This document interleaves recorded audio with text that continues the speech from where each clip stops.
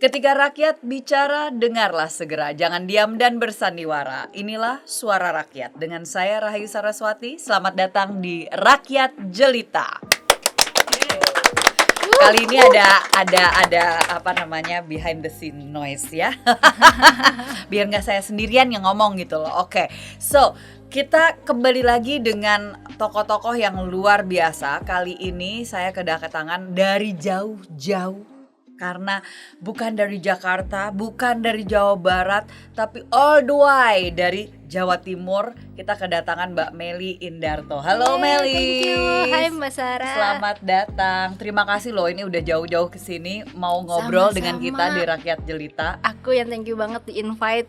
Aku mau cerita karena aku tuh waktu pertama kali tahu tentang Melly itu I'm like wow.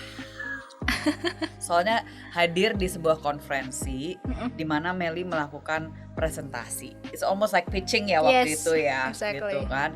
Terus ngomongin tentang apa yang dia lakukan daripada saya ngobrol, tapi saya ngomong, mendingan Melly yang ceritakan. Melly, tolong ceritakan sedikit tentang kesibukan kamu dengan Kain. Yes, oke. Aku kenalan dulu sama teman-teman di Rakyat Jelita ya.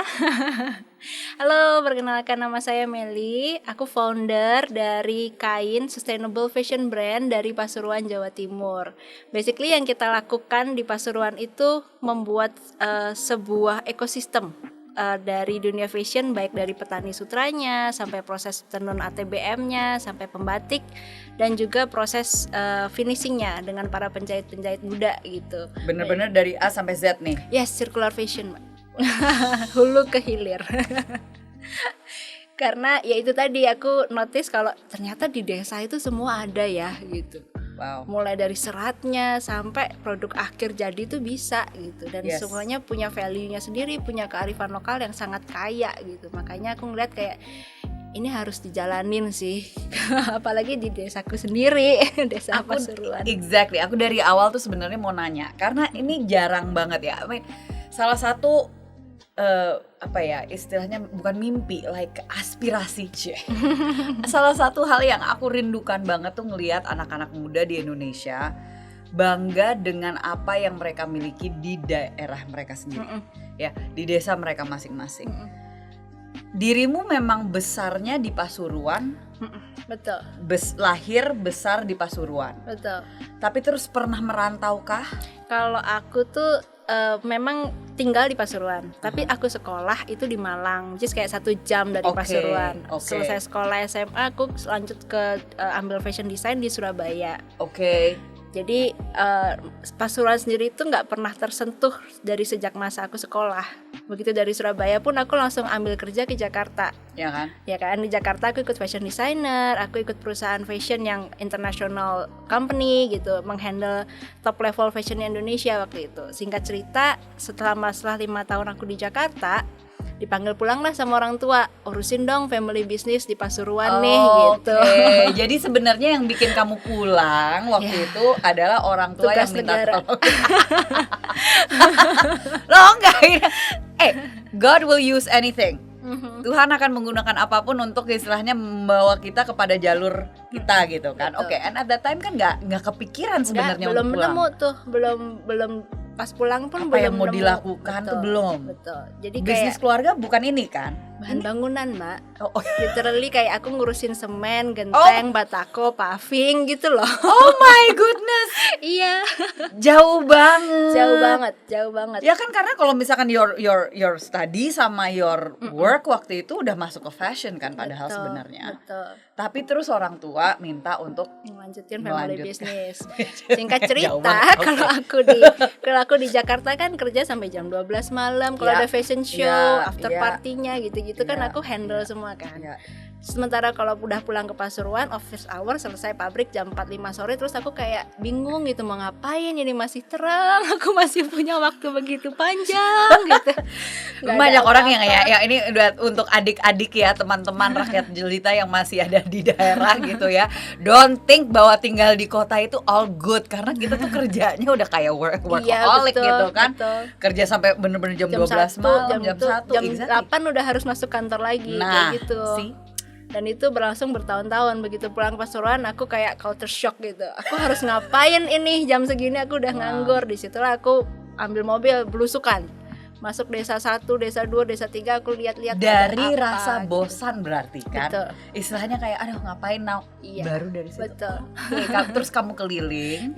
Dan enggak disangka-sangka aku ketemu sama Desa Penenun di situ. Desa Penenun ini ya aku ketemu sama satu ibu yang literally duduk di teras rumahnya nenun, tapi nenun keset yang kayak satu tumpuk sampai atap rumah gitu kan. Ya karena kalau bicara tenun kan kita nggak mikir Jawa Timur istilahnya. Betul. Tenun kan langsung mikirnya kan NTT gitu NTT, kan, dan seterusnya NTB, Bali. Nah ini tapi di situ kamu nemu. Ada. Terus aku ajak ngobrol beliau, terus beliau bilang dulu ini desa tenun yang besar Mbak, kita ekspor ke Mesir, ke Timur Tengah gitu. Produknya sarung-sarung yang harganya jutaan satu lembarnya.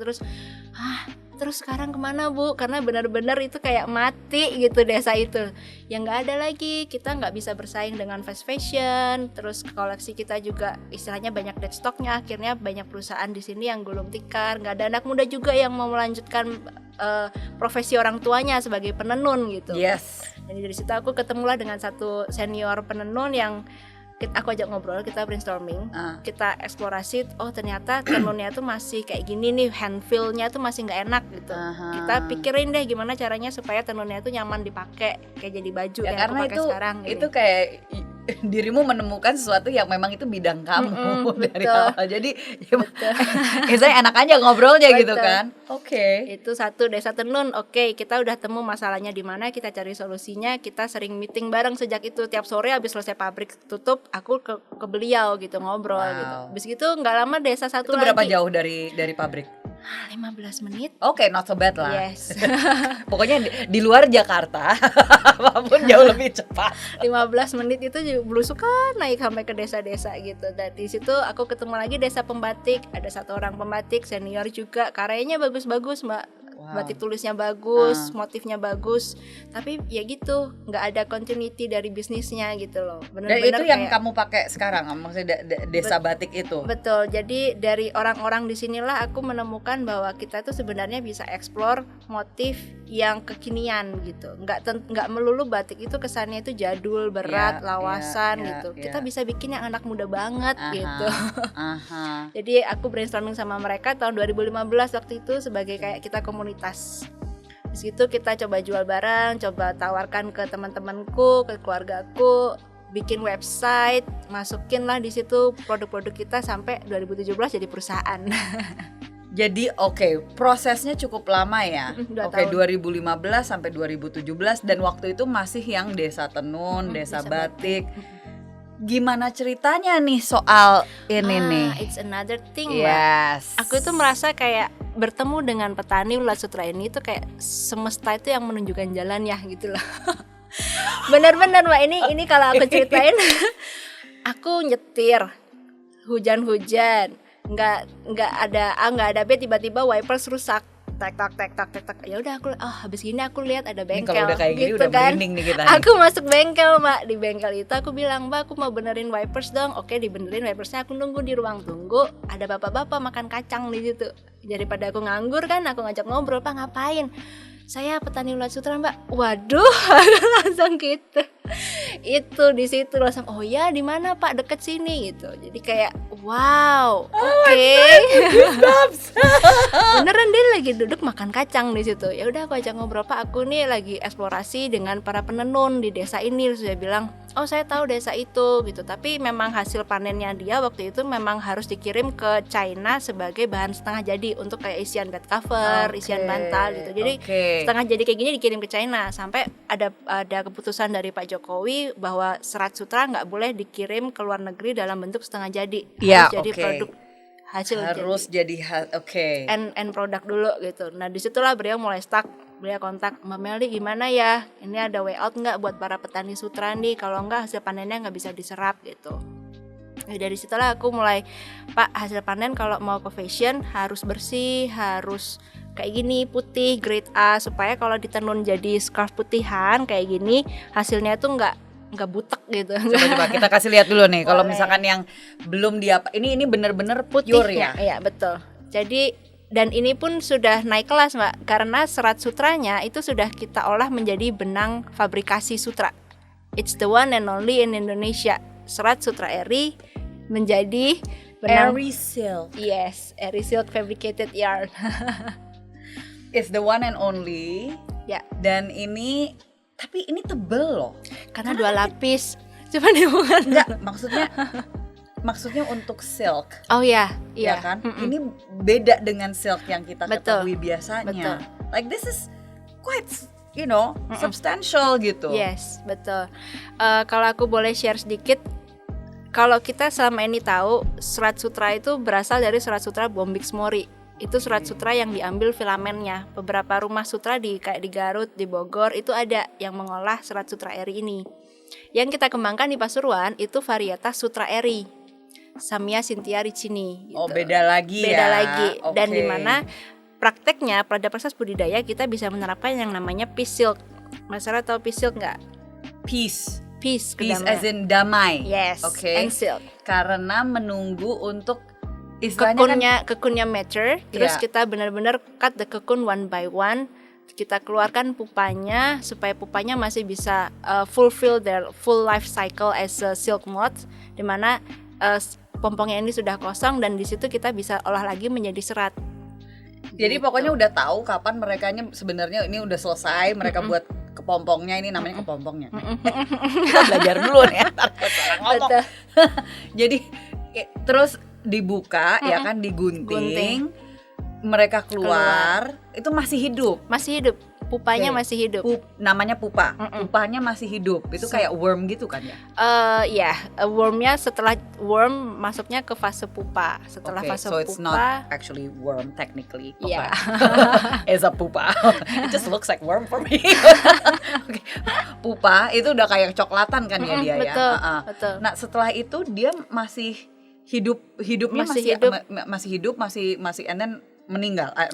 Meninggal. Enggak, seminggu kemudian dia akan berubah jadi ngengat sutra, kupu-kupu. Seminggu kemudian dia bisa berubah sendiri jadi kupu-kupu, kemudian ada di dalam tanpa ada sini. di dalam situ karena sudah mature. Kita sebelum membuka ini menunggu pupanya kayak 1 minggu gitu, supaya dia cukup mature untuk kita buka sehingga dia tetap bisa bermetamorfosis jadi ngengat sutra. Itu namanya peace silk, Mbak. Dan ini praktek yang memang sudah kita So jalankan. humanis. It's very humane. It's like imagine you don't kill the. Ini bener-bener kita cuma ngambil rumah dia sementara. Betul, betul. Toh juga nggak dia pakai lagi. Betul. So that's why it's peace silk. Yes. You don't feel bad. Animal lovers out there, Yes. for all you animal lovers, this is as peaceful as it can get, okay? Yes. Menjadi satu produk fashion yang nyaman, yang ethical, sustainable, 100% breathable karena 100% organic materials kan. Baru Organic, hello, peace, ya kan? Iya. Ethical, awesome. Okay, this is so cool. Sorry, I'm just like we provide the answer gitu Mbak, Yes. untuk silk cultivation, untuk sustainable For sure. fashion, apalagi local empowerment ya. Dan ini kan yang dimaksud dengan slow fashion, Yes. right? Slow, karena mungkin kita jelasin I sedikit think it's ya. a very slow fashion. Very kalau ini very karena harus nunggu Iya. untuk kan beda ya, maksudnya you nggak cuman ngambil hasilnya and then udah terus, atau istilahnya bahkan udah jadi ini baru kamu ambil, enggak. Dari petaninya pun. Betul. Sehingga kalian yang membeli produk kain itu kalian juga mendukung langsung ke para petaninya, correct? Exactly. Right? Yeah. Jadi this is a social enterprise, karena banyak yang mungkin nggak ngerti what social enterprise is gitu kan. Oke, jadi the reason why akhirnya juga ada tenun, akhirnya juga ada batik itu karena awal mulanya sebenarnya ketemu dengan batik desa-desa itu dulu Betul. ya. Deket semua, benar-benar Iya. deket kayak cuma 10 menit, 15 Ya, menit. yang terakhir ketemu kan baru yang Iya, petani betul. sutranya justru. Betul. Oke, interesting karena I thought it was just petaninya dulu. Karena di sini cost-nya yang paling gede, Mbak. Kalau ini yang Yes, duluan, aku nggak yes. sanggup gitu. Ya, jadi dirimu udah. Benar-benar Tapi kayak itu kan semesta hebatnya kayak, Tuhan ya. Maksudnya Iya, semesta dan Tuhan tuh udah menentukan bahwa hey, buka Timingmu, dulu jaringan dan punya perusahaan yang memang sudah mendukung mereka di desa tenun dan desa batik akhirnya dipertemukan dengan misalnya kayak okay, you're ready now. Yes. Tuhan tuh bilang you're Exactly, ready now ya. gitu kan. Terus langsung dibuka untuk ketemu sama para petani. How amazing is that gitu ya. Oke, dan kalau misalkan kita ngelihat nih ya, ini kainnya berarti ada apa aja selain dari tadi tenun, batik. Tapi kan ini apa nih kalau yang ini? Yang ini tuh upcycle kita. Upcycle. Hello. Kan kita juga menerapkan circular Ini fashion. nggak berhenti nggak selesai. Ada aja lagi gitu ya. Upcycle fashion itu dimana kita menaikkan nilai value dari barang defect. Yes. Jadi satu produk yang bahkan nilainya itu lebih tinggi dari produk utamanya gitu. That's right. Ini jadi yang tadinya mungkin nggak kepake, betul, nggak ada kejual, harganya, nggak bakal ke karena nggak lolos QC, yes, quality gitu. control. Akhirnya ya otherwise ini kan jadi kayak textile waste kan? Ya betul, textile waste. Go look up textile waste, limbah apa namanya kalau bahasa Indonesia limbah fashion. Limbah fashion, Iya. ya kan itu gede banget ya. Dan ini akhirnya kamu jadikan satu upcycle winter scarf, gitu ya. Hello, it's a scarf. Jadi kalau customernya kain kalau mau pergi ke Jepang, mau ke tempat yang winter gitu, udah nggak usah beli scarf yang branded. Bisa jalan-jalan lagi ke Jepang kah? Kita pakainya scarf yang winter ini gitu. Aduh. Jadi nggak perlu branded things lah, kita go lokal aja, kita provide. Indonesia aja. Cintailah produk-produk lokal, saudara-saudara. Yes. Oke. Ini Eka anak soalnya Nyaman studionya, kan, Mbak? studionya dingin Dingin ya. ya. Saya pakai dulu ya. Iya. Walaupun gak matching tapi whatever. Oke, jadi so you do all of this gitu kan.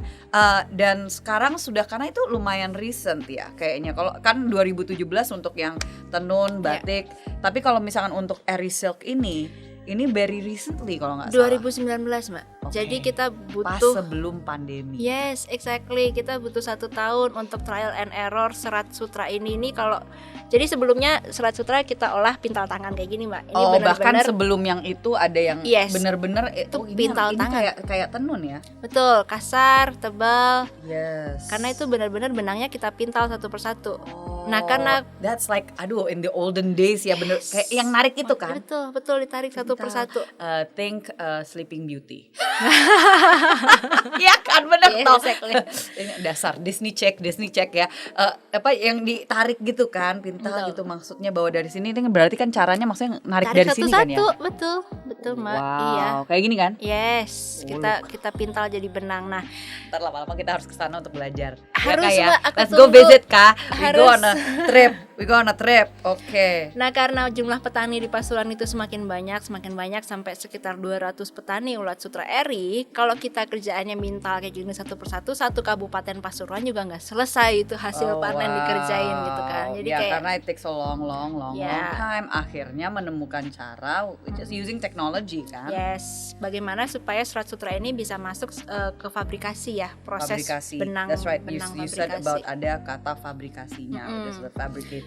Trial and error di fabrikasi ternyata juga nggak mudah gitu. Kita coba dengan serat katun, serat A, serat B, serat C, ternyata si serat R ini bandel gitu. Berbeda dengan serat sutra lainnya, dia nggak mau ngeblend sama si serat yang lainnya ini, malah nempelnya malah ke mesinnya gitu. Oh gitu. Makanya it takes a long way, 1 tahun kita trial and error. Ini bleeding kalau money. misalkan bukan karena your love of Pasuruan, kayaknya you must have already Give up. angkat tangan, Iya. give up. Yeah.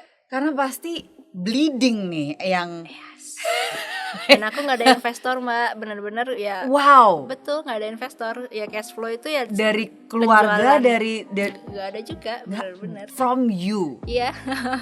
Nggak ada kayak modal dari papa mama dikasih sekian puluh juta gitu, enggak ya. Tabungan kamu dong kamu pakai. Ya hasil penjualan selama dari 2015 Yang dari sampai hasil 2017 penjualan itu. dari yang 2017 ya. Betul. Itu bener-bener jadi semua profitnya itu kamu masukin untuk investment for this. Ya, demi bisa mencapai si fabrikasi itu tadi. Demi mendukung para petani. Oh my Dan gosh. singkat cerita akhir tahun 2019 di Yes. Trade Expo Indonesia kita didukung Kementerian Perdagangan, kita perkenalkanlah ini benang sutra eri gitu. Itu kalau nggak salah di bulan Oktober November deh Trade Expo ya.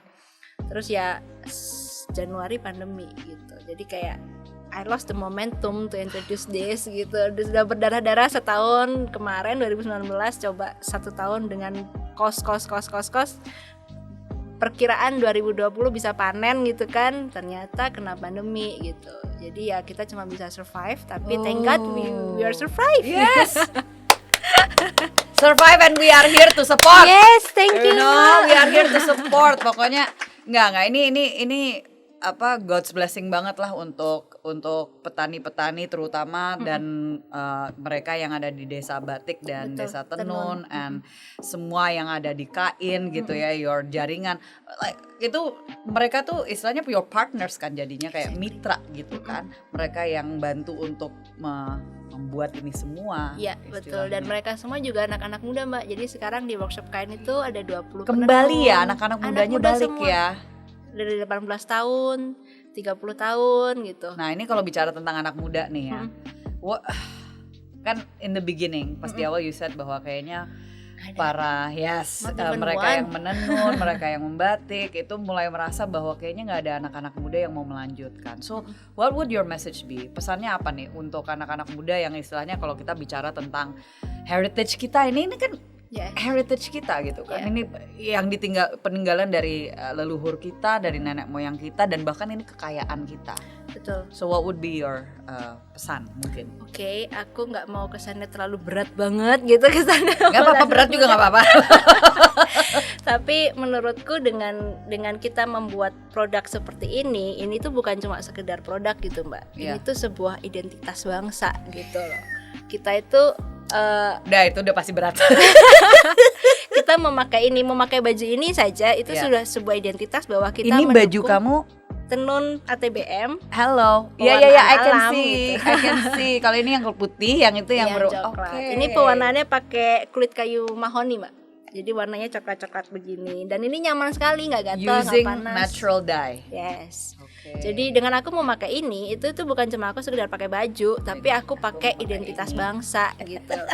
Aku memakai pemberdayaan masyarakat, aku memakai kearifan lokal. Jadi kayak I'm a part of something bigger than me gitu. Kayak itu yang aku harus bangga sebagai anak muda di situ. Empowermentnya ada, local wisdomnya ada gitu.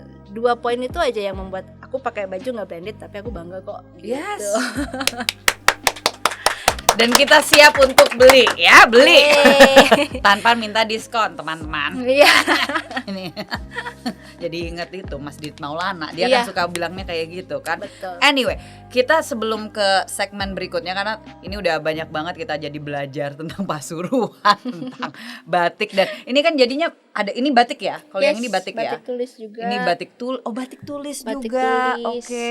Ini batik tulis juga. Batik tulis. Motif daun kopi. Kalau itu kan kopinya tuh. Nah, ini motif daun kopi, motif daun kopi. Kita jualan dikit ya. Pewarnanya pakai ampas kopi juga. Wow. Gitu. Dan dari itu ke ini butuh berapa lama proses? Nenun 1 minggu, warna batik 1 mingguan ya, 2 mingguan lah. Not so bad lah ya. Yang lama di sini. Yang lama di situ. Karena proses mereka ulat sutranya aja 25 hari. Kita nunggu ulat sutranya mature seminggu lagi. Proses pemintalan benang aku butuh mengumpulkan kayak 60 kilo langsung, 200 kilo langsung gitu. Ini sekarang, nih aku ngeliat nih, ini dijualnya kamu sekarang udah ada di mana aja sebelum? Aku ada di Sarinah, Sarinah Tamrin, terus ada di alun-alun, ada di you know where to find, no excuse, nggak ada alasan, pokoknya keren nih. So, sebelum kita move on ke next segment, ini juga kita di sini tuh di Rakyat Jelita is about supporting local brands, local communities, UMKM. Jadi sekali lagi buat teman-teman yang mau untuk produknya bisa kita dukung, kita support dengan cara promosi, please let us know. Hubungi kita ya di Rakyat Jelita. Ini salah satu yang juga luar biasa, ini dari anak-anak muda di Bali. Dan bahkan ini namanya MKD ya, MKD Kopi. Ini tapi dengan kopi donasi for Bali. So it's also another social enterprise ya. Jadi ini bukan istilahnya minum kopi just for the sake of coffee. Ini diolah dari biji kopi pilihan. Ini asli dari petani di Bali. Dan ini makanya Donasi for Bali. Slogannya itu dari Bali untuk Bali. 50% profit ya, ia akan digunakan untuk kegiatan-kegiatan sosial terutama di bidang pendidikan dan peningkatan kesejahteraan warga prasejahtera di desa-desa di pelosok Bali. So amazing ya, anak-anak muda di Indonesia semuanya menunjukkan mereka mau berkontribusi untuk bangsa dan negara dengan cara bikin usaha yang itu bisa mendukung petani-petani dan juga masyarakat di daerah. So honestly ini namanya apa? MKD, Kopi Donasi for Bali. So bisa diceknya di @kopidonasi_Bali, oke? Di Instagram. Go ahead and check that out. Kita sekarang ada ujian. Waduh, aku belum belajar, Mbak. It's called ujian tidar singkat, UTS, oke? Tenang, ini it's simple. Tergantung saya pilih pertanyaan yang mana aja. Saya coba pilih yang mudah lah. Tombol pencetnya di mana? Tombol nggak ada tombol pencet, tombol kita berdua. Gue nanya lu dulu nih ya. Jadi ini langsung secepatnya ya yang bisa dijawab. Sebutkan 3 barang yang wajib ada di dalam tas. Kalau sekarang pandemi berarti hand sanitizer, terus aku sebagai pengusaha aku harus bawa name card, and then tumbler. HP nggak dibawa? Oh iya, itu di tangan, Mbak, Oh, bukan di di tas. Bisa aja ngeles. Ngelesnya itu namanya improvisasi. Oke, sebutkan 2 jenis batik. Jenis motif ya? Boleh. Oke, parang itu yang batik lawasan. Terus kalau di Pasuruan ada namanya batik pakrida. Itu singkatan dari penanjakan, bunga krisan, dan sedap malam yang memang ikonik dari Pasuruan gitu. Apa namanya? Penanjakan itu dari Gunung Bromo. Gunung Bromo kan ada best view-nya kan dari penanjakan. Yes. Pakrida, pa-nya dari penanjakan, kri-nya krisan. Bunga krisan itu memang bunga khas Pasuruan juga. Oke. Terus yang terakhir sedap malam Sedap gitu. malam. Pakrida. Motif pakrida, kita jadi belajar lagi. Mantap. Oke. Ada siapa sosok pahlawan perempuan? Yang pasti Raden Ajeng Kartini, karena beliau sangat memperjuangkan wanita-wanita di dunia pendidikan. Yes. Tapi juga aku yang salut juga adalah Cut Nyak karena dia itu benar-benar maju perang loh, Mbak. Yes. Kayak itu udah kayak wow, spiritnya luar biasa. Kayak aku gini merasa aku di KAIN juga aku harus siap berperang gitu. Karena semesta sudah memanggil. Betul. Oke, kita karena tadi udah ada titipan, pokoknya jangan. Tuh kan. Oke, 2 makanan khas Indonesia yang paling kamu sukain. Bakso yang pertama. Bakso. Itu udah enak banget, apalagi hujan-hujan kayak sekarang kan ya, udah langsung bakso udah paling sehat. Seger. Iya. Terus yang kedua empek-empek. Itu aku paling suka krus-krusnya dicelup-celupnya. ada celup-celupnya, ada manis-manisnya dikit, ada pedes-pedesnya dikit. Oke. Namakan satu lagu daerah dari Jawa Timur. Satu lagu daerah dari Jawa Timur. Re ayo re. Dia udah melaku udah panik. Ada lah banyak tuh salah satunya. Iya, re ayo re melaku nan kunjungan. Tuh bisa. Udah nyanyi jadinya, nggak usah diminta, dia nyanyi sendiri. Iya. Thank you so much, Meli. Terima Sama-sama. kasih sudah again sharing banyak banget dengan kita. Kitanya jadi belajar banyak banget juga dari kamu. Kita doakan semoga KAIN ini sukses ya. Kita dukung. Petani Bukan Sutra. hanya untuk kita. Ini honestly, this is like responsible shopping gitu. Yes. Kan. Karena artinya kita bisa beli barang itu bukan hanya beli untuk kita sendiri, tapi kita mendukung petani dan juga penenun, pembatik, exactly, dan pakai ini semuanya organik, ya kan? Nyaman, bener-bener nyaman, Mbak. Nyaman, amazing, ya tinggal kita pokoknya go shopping abis Yes. ini. Aku mau promo sedikit, Mbak. Silakan. Oke, jadi aku next week bener-bener aku disupport sama Kementerian Perindustrian untuk pameran di Trade Expo Indonesia. Oke. Aku ada satu booth di sana, hall 3A gitu. Selama tanggal 19 sampai 23 Oktober. Kalau Mas ada waktu, Siap. monggo mampir. Siap. Thank you so much. Ini pokoknya kita siap untuk dukung. Teman-teman, terima kasih semua rakyat jelita yang sudah bersama dengan kita dari awal sampai akhir. Kita sudah tiba di akhir dan Meli, terima kasih sekali lagi sudah bisa hadir untuk sharing buat kita. Apapun yang terjadi di tahun ini, bersyukurlah karena dari situ kamu bisa belajar dan membawa diri kamu sampai di sini. Karena kamu sangat berarti. And see you di cerita inspirasi berikutnya. Sampai jumpa.